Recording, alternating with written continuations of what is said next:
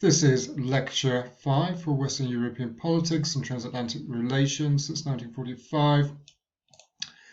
And the topic for today's lecture, the Golden Age, Western Europe's post-war economy.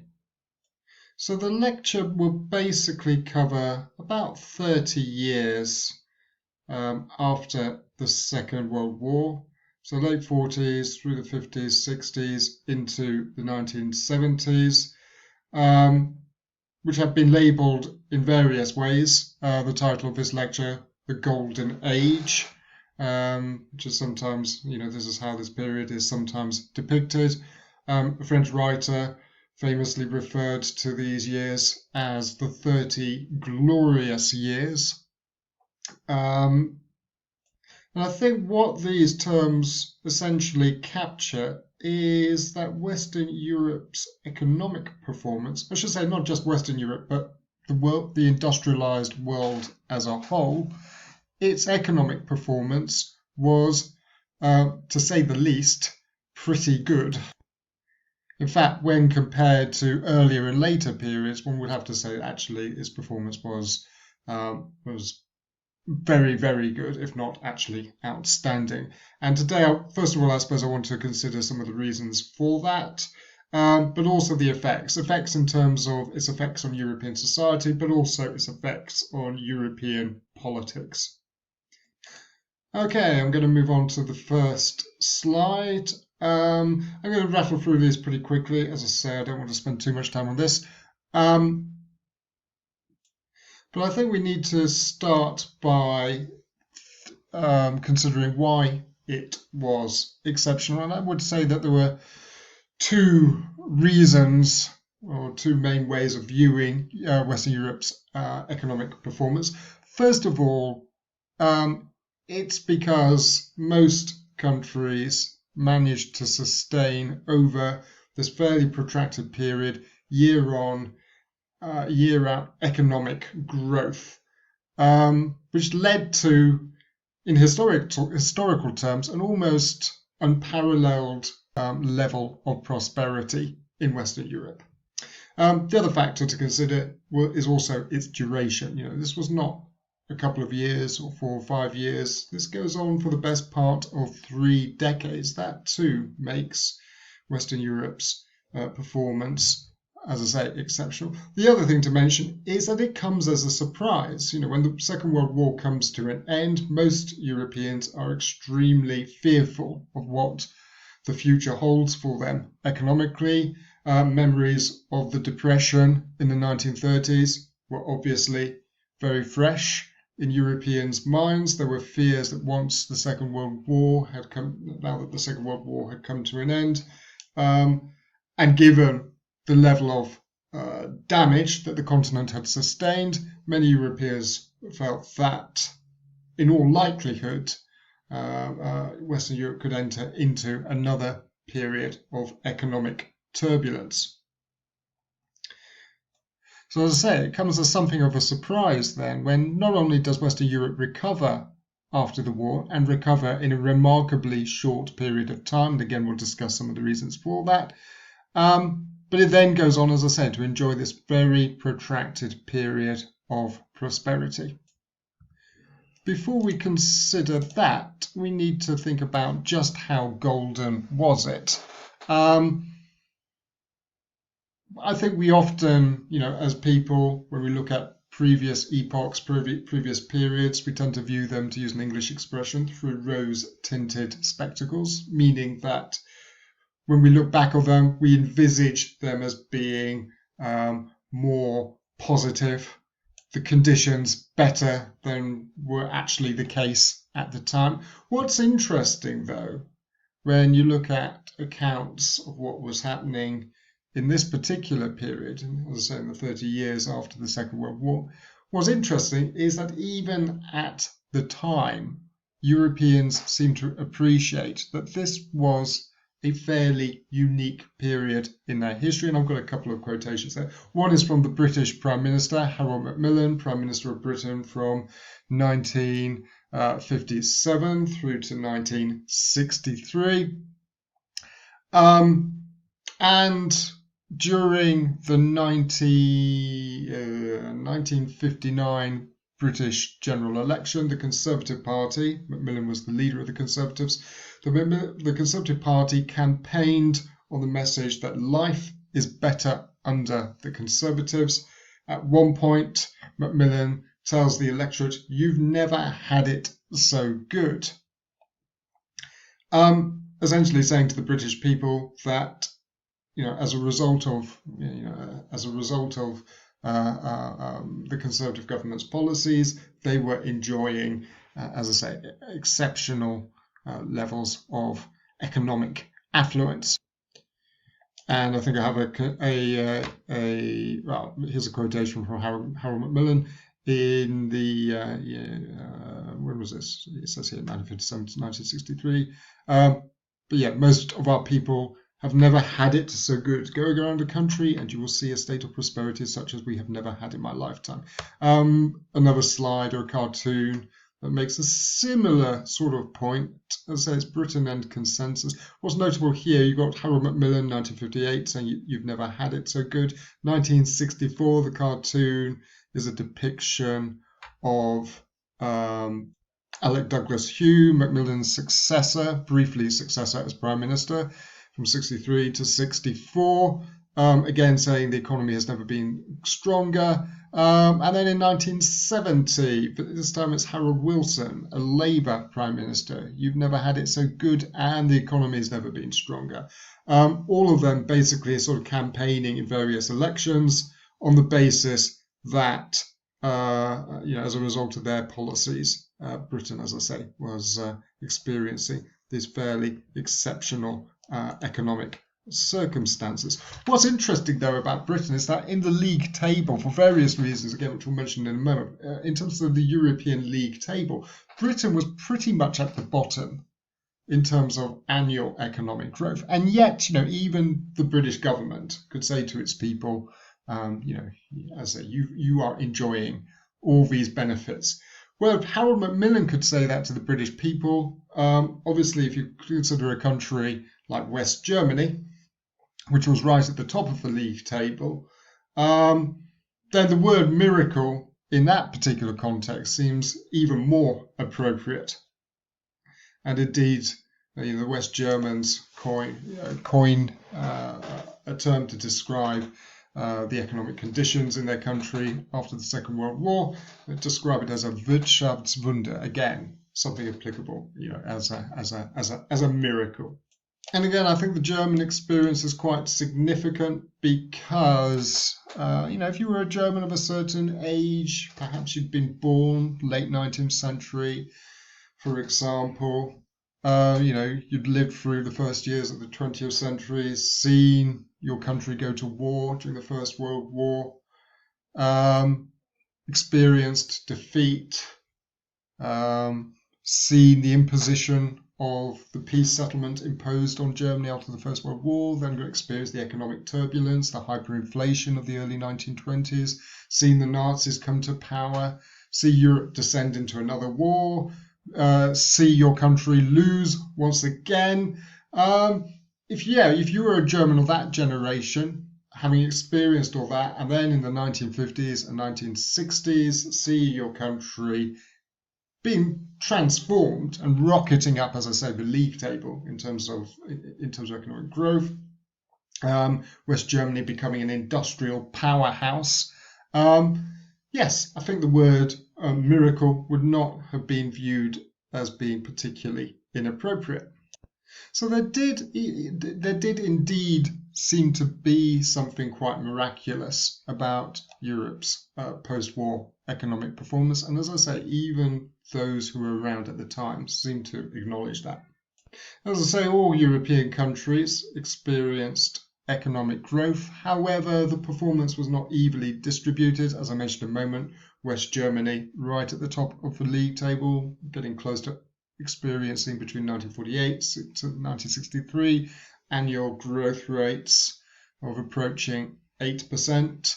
Not far behind was Italy, 6%, Austria just under 6%, France just under 5%, What else do we have here?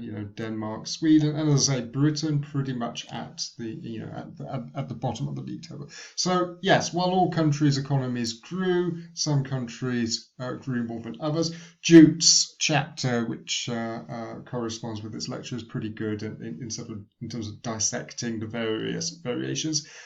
He makes the point, I haven't put it on a chart here, but he makes the point that it wasn't just disparities in terms of economic growth, but there are also disparities in terms of per capita growths of per capita income. So dividing economic growth by the total population. In Germany's case, per capita income in roughly this period, I forget the exact years, but Jude makes the point, in roughly this period, Germany's per capita income basically trebles. He also notes that Western Europe's economic productivity, again, I think he uses per capita statistics, but that too increases quite dramatically. In fact, it actually outpaces the annual growth, average annual growth of GDP in this period. So in all these different ways, as I say, Europe becomes economically richer and more productive in this period. But as I say, it's important to note that that there were significant variations, and again, there were reasons for that, which we will briefly consider in a moment. Okay, what were the main causes for this? Again, I think historians have produced various explanations, most of which are sort of mutually supportive. But the first point I make on the PowerPoint here, as I said before, the miracle was unexpected. As I said, most Europeans weren't expecting the post-war years to be particularly rosy. So it was, as I say, an unexpected surprise for Europeans that, as I say, their countries not only recovered from the war, but as I said, recovered remarkably quickly. I should say, obviously, different countries had their own particular experiences. It's in some ways it's hard to generalize in terms of explaining why various countries, as I say, experienced this economic growth. However, I think there's there are one or two observations one can make. First of all, economic planning. I should also say, the various reasons which historians present are sometimes sort of ideologically coloured. So depending on whether historians' views are sort of on the left or on the right, they tend to emphasise different things. One thing that's worth noting is the experience of economic planning during the Second World War, which we've touched on in previous classes. But European politicians, technocrats, economists, learning from these experiences and a belief that if you could plan during the war, then why couldn't you plan during the peace?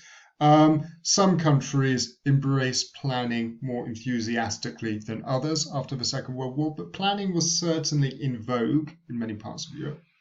Another factor, the Bretton Woods global financial system, named after the conference which is convened in Bretton Woods, New Hampshire in 1944, which creates several very important international institutions which help to stabilize, regulate the global economy. So you see, planning not just at the domestic level, but there's a sense that there needs to be some form of planning at the international level. And again, this is very much drawing on from the experiences of the Depression in the 1930s. The idea being that if countries, one or more countries found themselves in economic trouble, then these various institutions could intervene and help stabilize their economy. Then also 40s, 50s, 60s, you have a system of fixed exchange rates, also part of the Bretton Woods system, in that all these currencies, but the industrialized world's currencies were fixed against the US dollar, the dollar becoming the world's reserve currency, and the dollar was then fixed to gold. Price of gold, and was convertible. The dollar could be converted converted into gold. And again, historians have suggested that this also helps to facilitate international trade. So it's worth noting that the global economy post-1945 becomes much, much more open than it had been, certainly in the 1930s and even in the 1920s.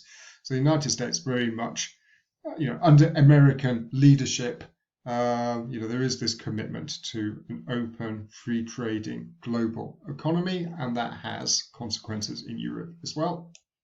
In terms of explaining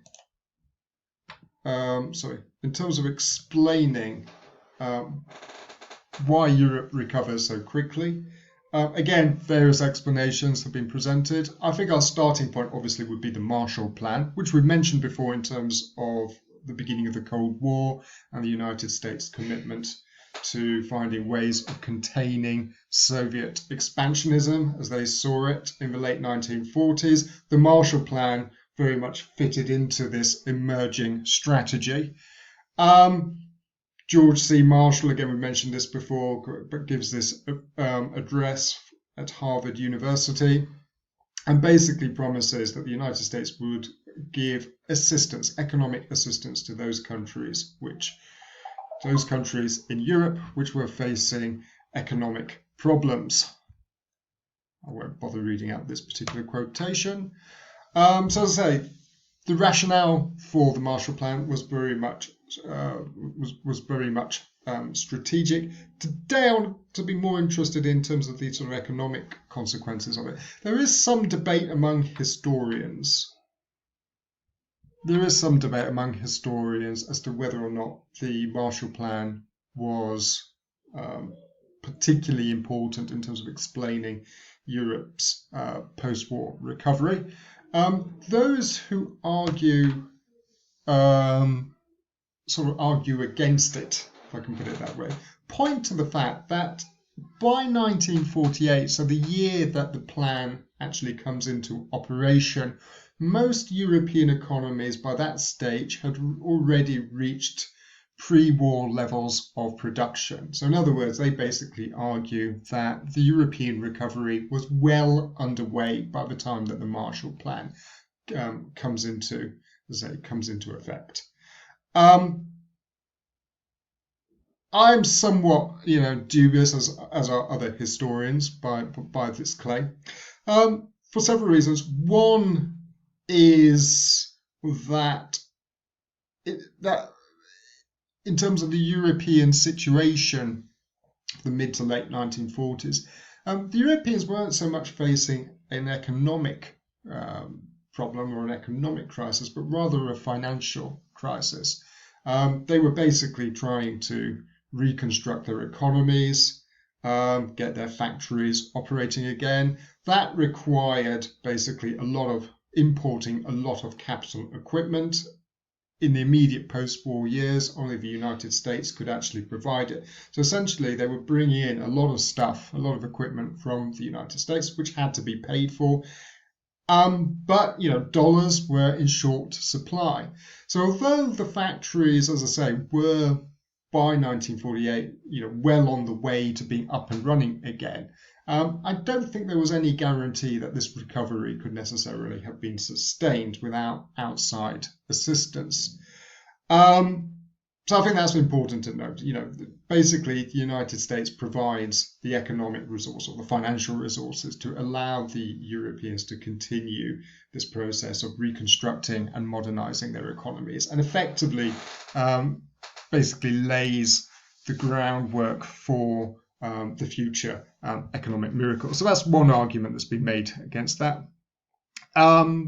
So yes, although the Europeans were recovering from the war, there was no guarantee that this recovery could be sustained without outside assistance. Moreover, Marshall Aid comes with certain conditions attached. One of these conditions is that the United States was keen to encourage the Europeans to begin trading with one another. So essentially, the Marshall Plan basically sort of prods the Europeans in the direction of the first steps towards economic integration. Debatable how much prodding the Europeans actually needed, but you could argue that the Marshall Plan sort of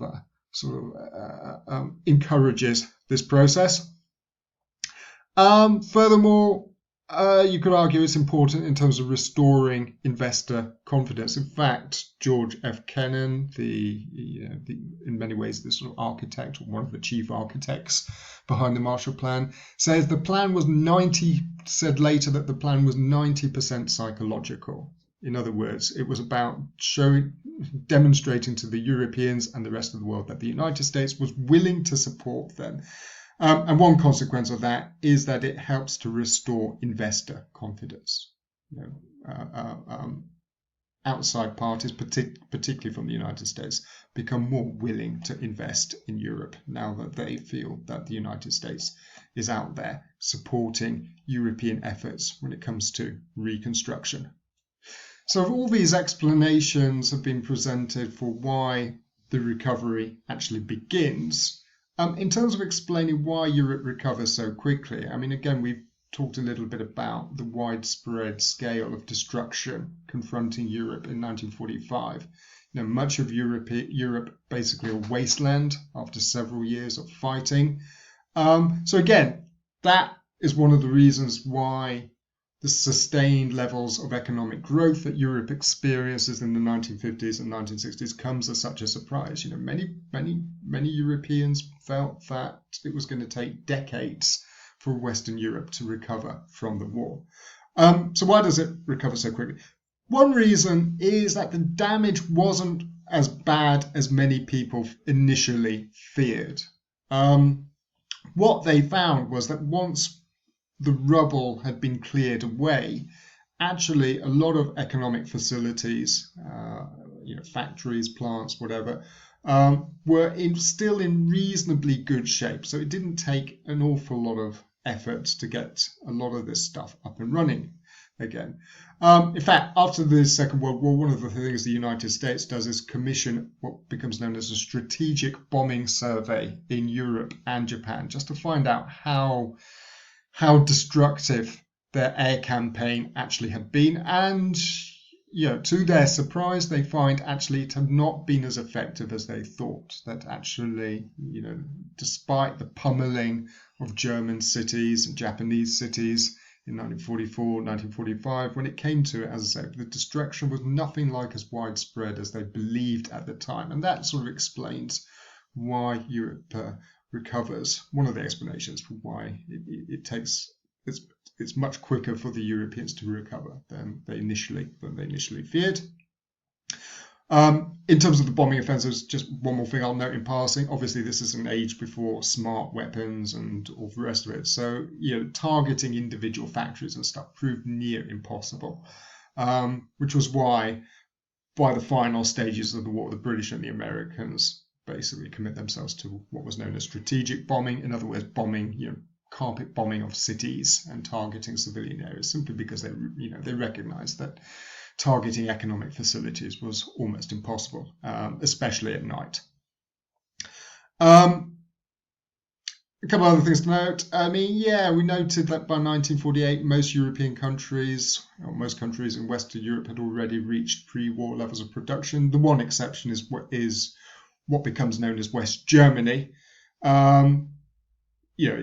It does take West Germany significantly longer to recover from the war, given the damage that it's sustained in the final, in the final months of the war.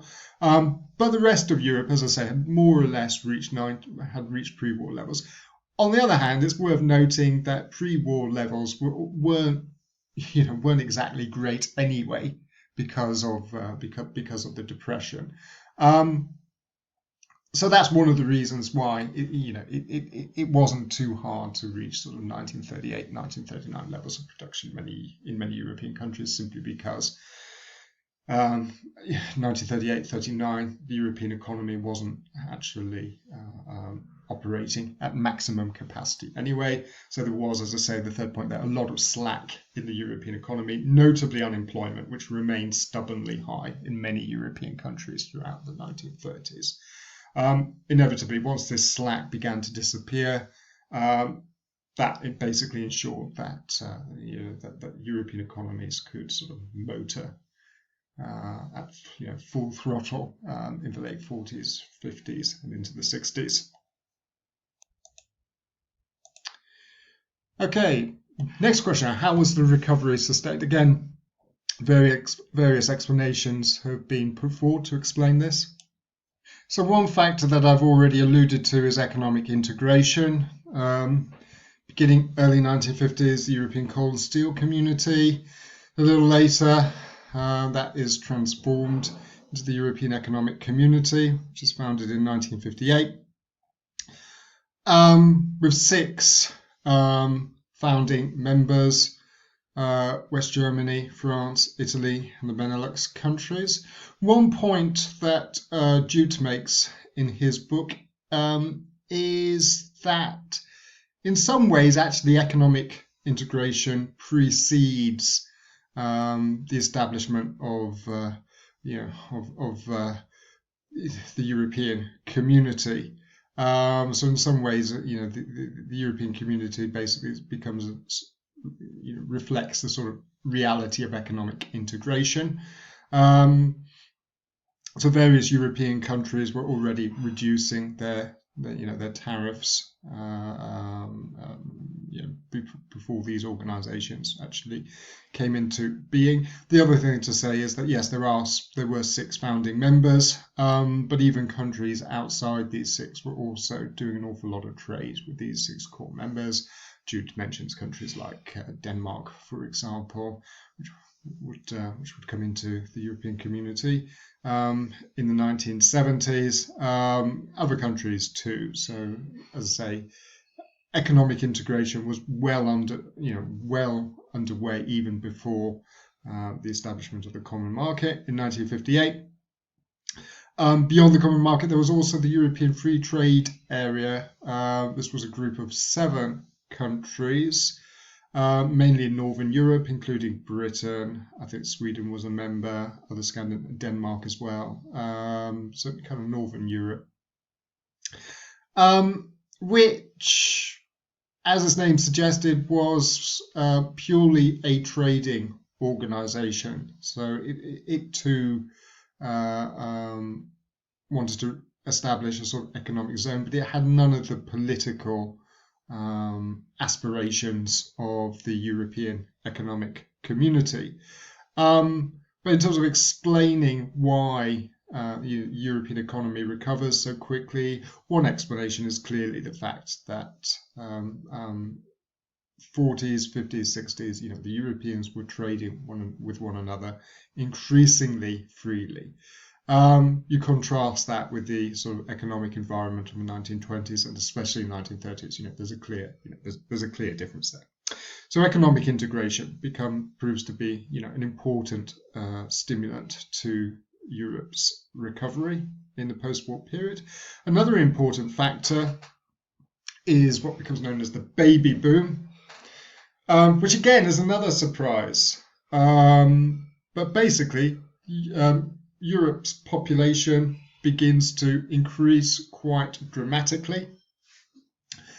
There's a statistic there, the OECD countries, which are basically the kind of Western industrialized countries in Europe. 1940, population 264 million. By 1966, that had increased to 320. By 1985, 355 million. So the population of Europe increases quite significantly. Drawing upon my old economic lessons at school, I remember labour is one of the factors of production. So the very fact that there are more people in Europe, more people in the labour force, means that that becomes an important factor in terms of explaining the sudden rise in the rate of economic growth in the 1950s and 1960s. There are various reasons for explaining this sudden increase. Most obviously is the birth rate in Europe increases quite dramatically once the Second World War comes to an end. And again, I think there are various explanations. But essentially, to put it crudely, the Europeans basically start making babies. Again, And again, as I say, this comes as something of a surprise because European fertility rates before the Second World War, in the 1920s, in fact, even I think throughout the first half of the 20th century, had been relatively low. So the fact that European fertility suddenly increases comes as something of a surprise. Again, I think various explanations for this have been given. One, of course, is obviously the experience of the war. Understandably, millions of Europeans, once the war have come to an end, were, basically wanted to find some stability in their lives, and the idea of settling down and starting a family was very appealing. Lots of European women, especially, which from the perspective of the 21st century, this seems slightly strange, but many Western European women who perhaps had been at work during the war, had been in the factories and stuff. A lot of them were actually looking forward to simply becoming housewives, essentially, and bringing up children, and that's essentially what millions and millions of them do in the 1940s, 1950s, and 1960s. So this sort of search for stability and starting a family, I think that's one factor in this period. Another point that Jude makes is not just the fact that Europeans were having more babies, but also that most of these babies survived, grew up, became healthy, and grew up to be adults. Again, that was something that hadn't always been the case in earlier periods in European history. So the fact is that European children basically got better nutrition, better healthcare, better housing. That basically meant the mortality rate decreased pretty significantly across the board in Europe. Obviously, there were some variations. Generally, the more prosperous European countries, unsurprisingly, had lower mortality rates than those which were somewhat lagging behind. But again, as I say, across the board, though, and there are some statistics adduced, but basically, across the board, there is this significant fall in the mortality rates. Essentially, as I say, by the 50s and 60s, most babies would have reasonably healthy childhoods and grow up to be adults in a way that, as I said, hadn't always been the case in earlier periods.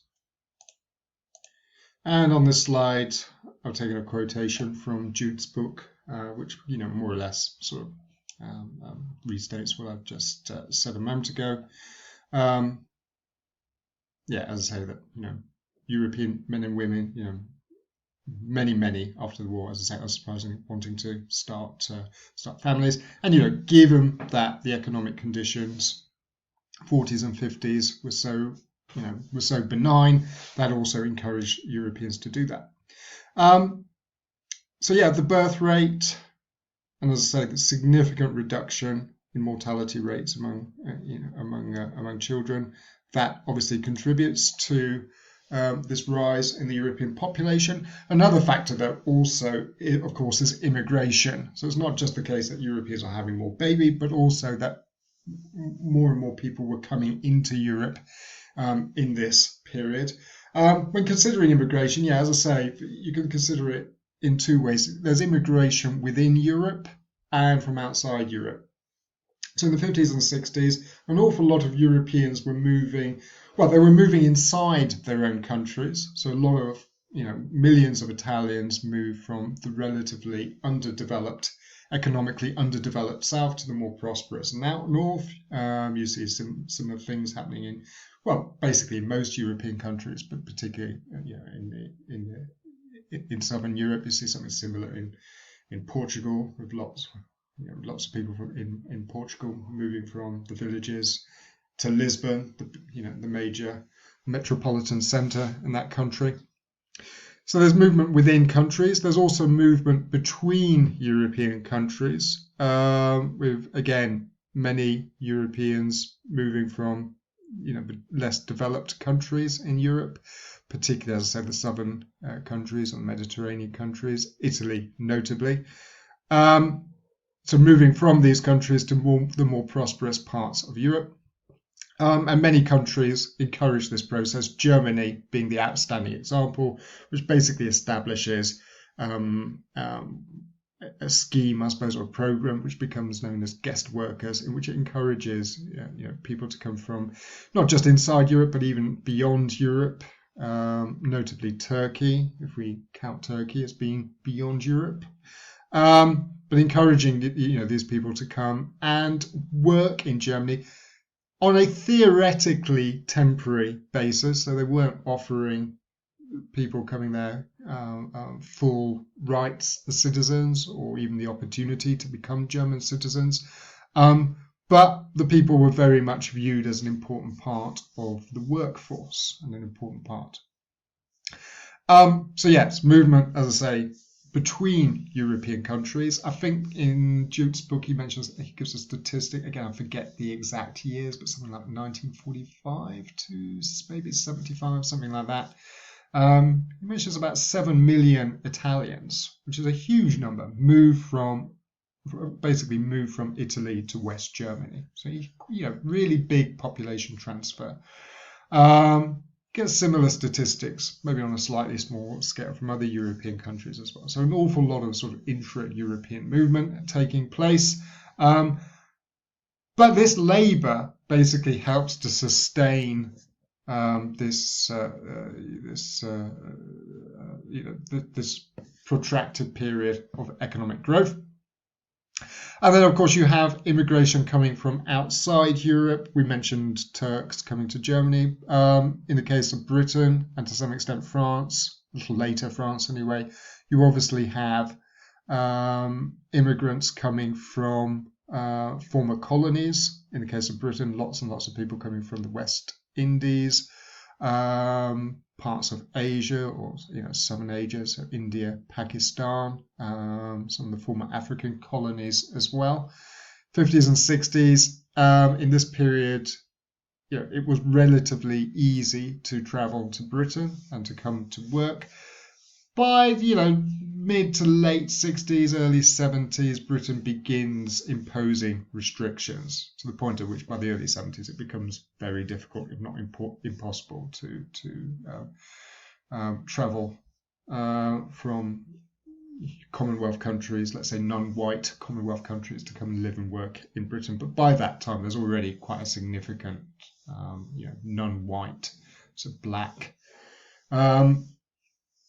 brown, Asian population in Britain, and you see a similar thing happening in other European countries as well, and again, notably France, to some extent Belgium as well.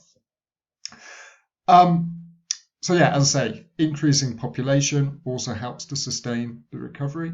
Increased urbanization, again, Jute makes this point, and so do others, but there's a dramatic reduction in Europeans working in agriculture from 45 onwards.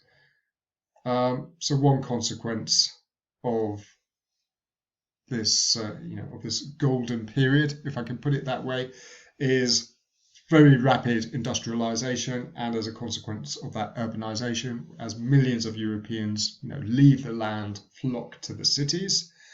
Again, this process is somewhat uneven. At least two European countries, Britain and Belgium, Jute cites, already had very high levels of urbanization. So there weren't many people in these countries who were working in agriculture. In the rest of Europe, though, the agriculture sector, 40s, 50s, 60s, was still relatively big. As I say, one consequence of that is that many people begin leaving the land and flocking to the cities. That also, incidentally, partly explains why Britain's at the bottom of the league in terms of economic growth. One reason for that is that, as I say, Britain couldn't really industrialize much further. It was already a reasonably fully industrialized economy, whereas countries like Italy and even Germany, to some extent, there was still quite a lot of slack in terms of people, working in the agricultural sector. Okay, other factors that can be considered, as I say, the third point there, improved communications networks, so roads, rail, air travel. Obviously, the rail networks reconstructed after the war. Related to that, of course, is Europeans' possession of automobiles, so car ownership.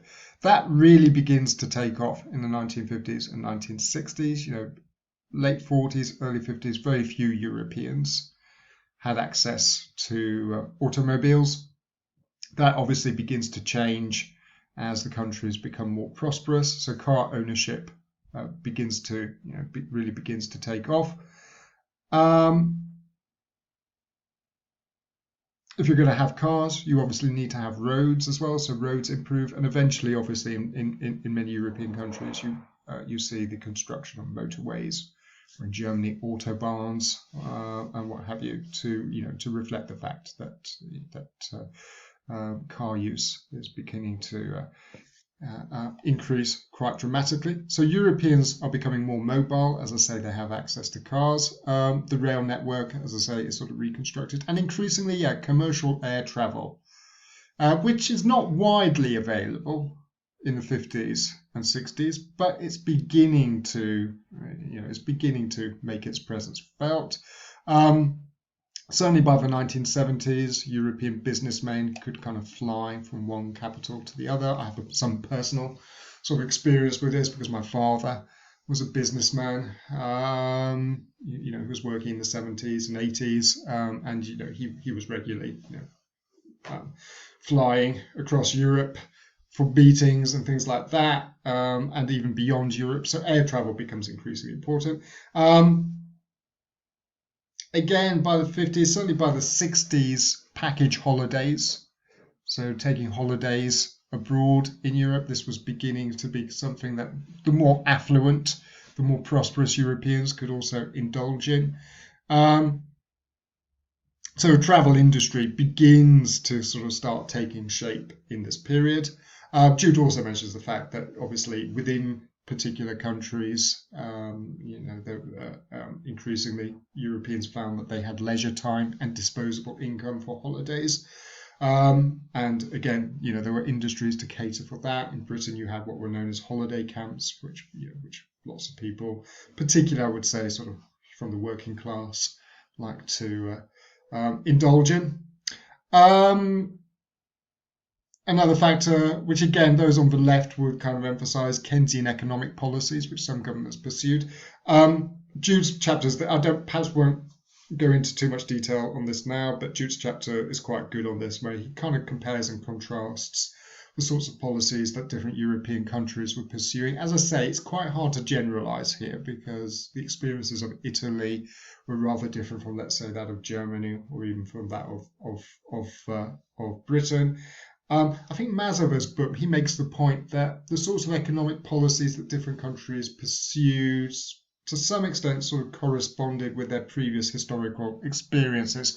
So in Britain, for example, the emphasis was very much on full employment because of memories of the Depression in the 1930s.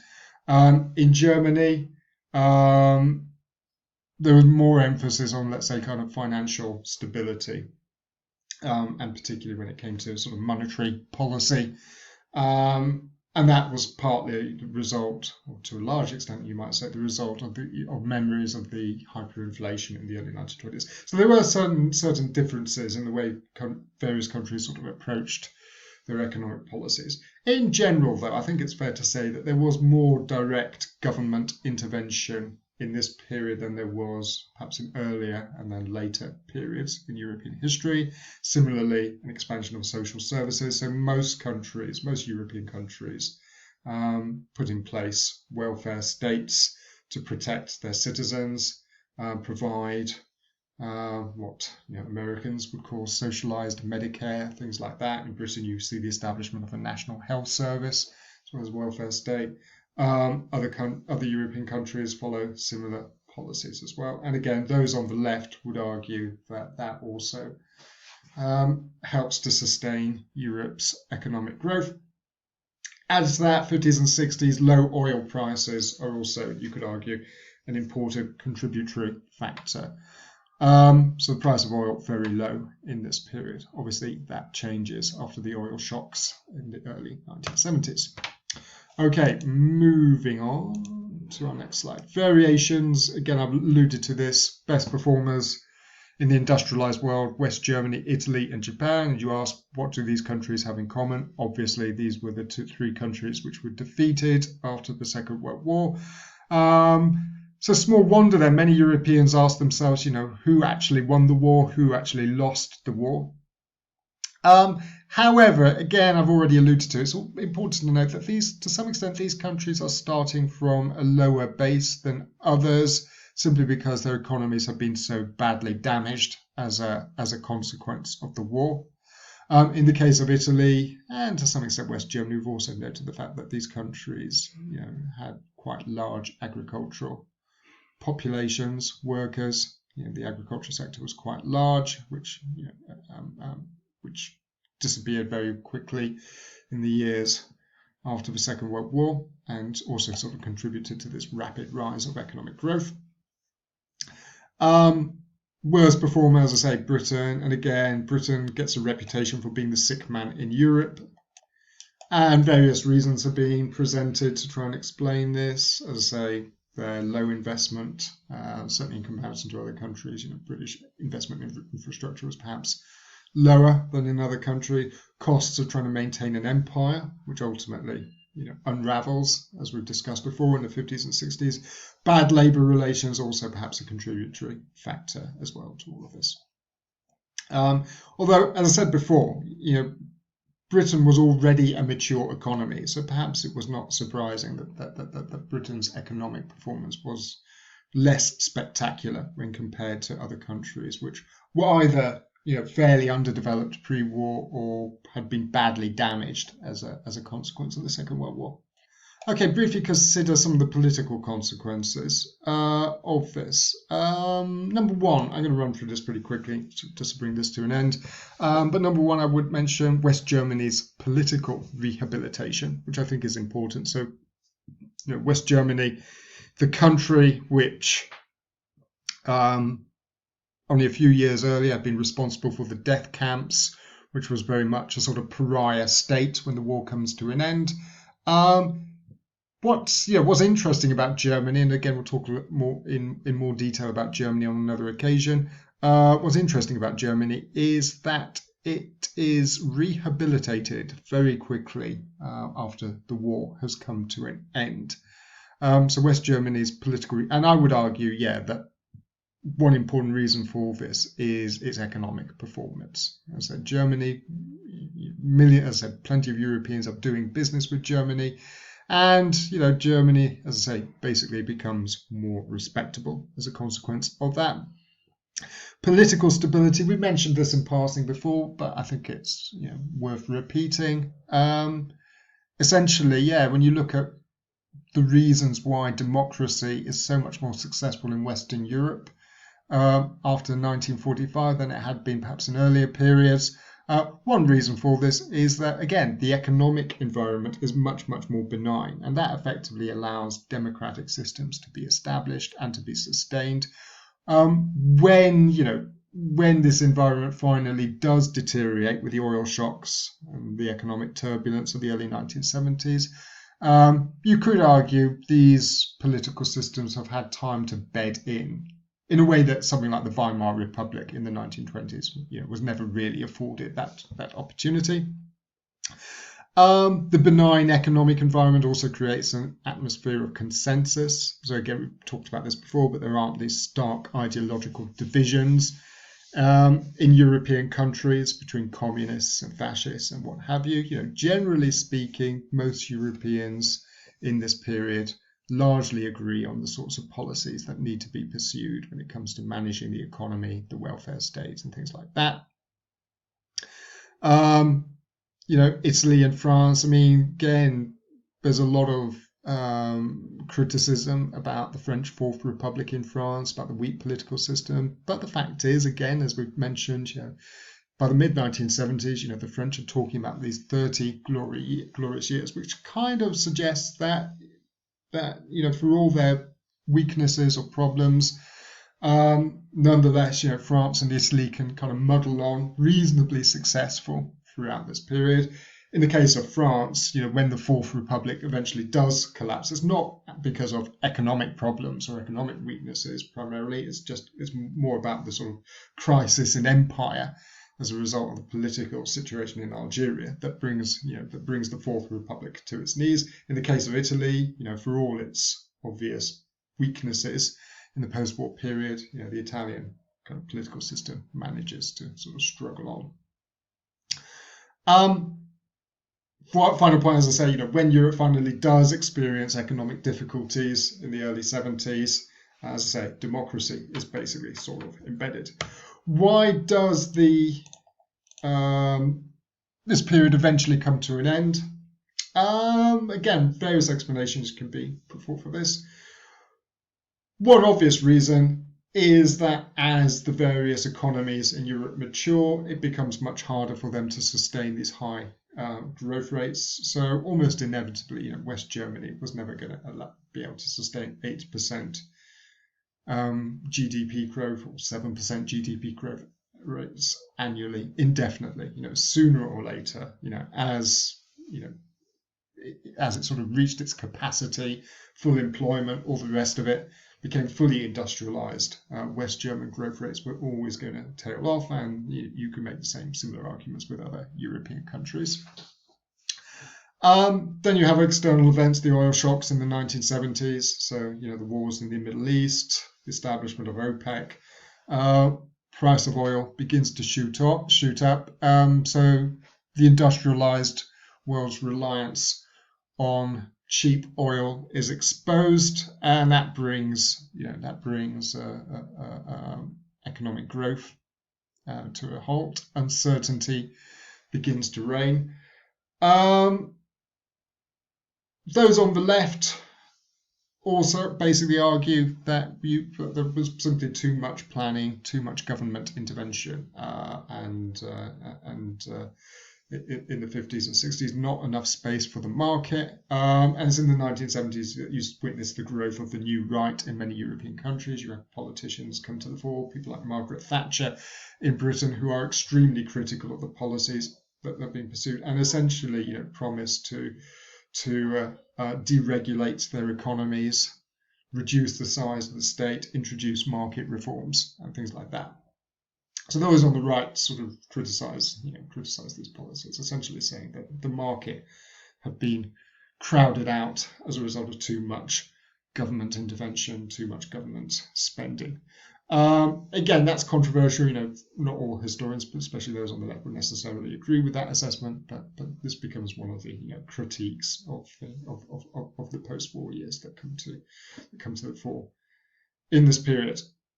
Okay, thank you. I will bring it to an end there. Just to remind you in terms of the readings which correspond with this lecture. As I say, Jukes, I think, got a very good chapter. I think Mazovert as well. Some of his book is sort of devoted. He's got a chapter in his book devoted to that. And I'm not sure if you have it available now, but on the reading list there is a chapter by Irwin. I might have a copy of the chapter somewhere which I can scan for you. I'll see if I can find it. Okay, thank you very much. I'll end there.